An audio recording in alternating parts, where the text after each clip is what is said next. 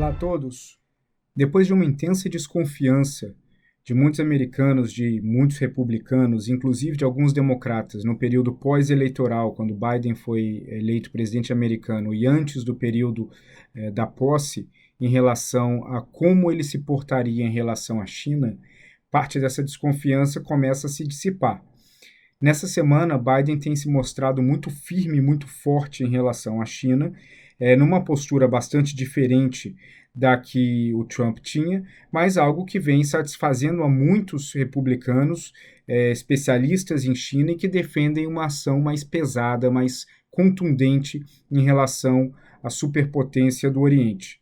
Enquanto a estratégia de Biden, como eu já mencionei antes, vai girar ao redor de dois grandes eixos, direitos humanos e propriedade intelectual ligada à área de tecnologia, pelo lado chinês, a pressão nos Estados Unidos vai ser em cima de Taiwan e do Mar do Sul da China. Na semana passada, alguns caças e bombardeiros chineses sobrevoaram o espaço aéreo taiwanês, causando alguma apreensão na ilha. Essa semana eles novamente fizeram uma ação que foi vista pelos americanos como uma provocação, mas mais do que isso é uma ação tática, estratégica de demonstração de que a China é muito séria em relação à sua postura de Taiwan e vai seguir pressionando. Um treinamento envolvendo caças chineses simulou como seria um ataque no porta-aviões americano Theodore Roosevelt, que está estacionado naquela região. Essa simulação ela foi captada por rádio pelos americanos e eles conseguiram identificar parte do processo de como funcionaria esse ataque.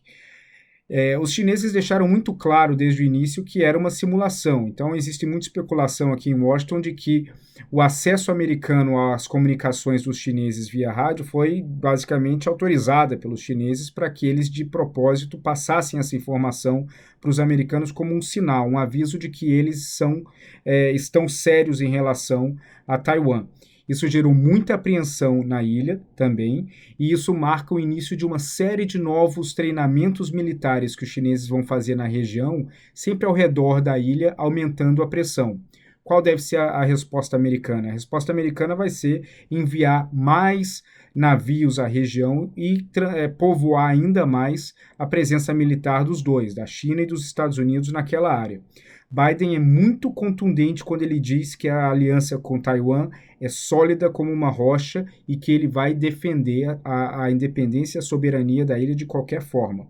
Já para os chineses, isso é inaceitável. Para eles, Taiwan é apenas uma província rebelde desde o fim da Guerra Civil, onde os comunistas venceram o Kuomintang, que acabou indo para a ilha de Taiwan, estabelecendo ali a tentativa de um governo independente, que eles conseguem ter uma soberania até hoje, desde que não declarem publicamente a sua independência.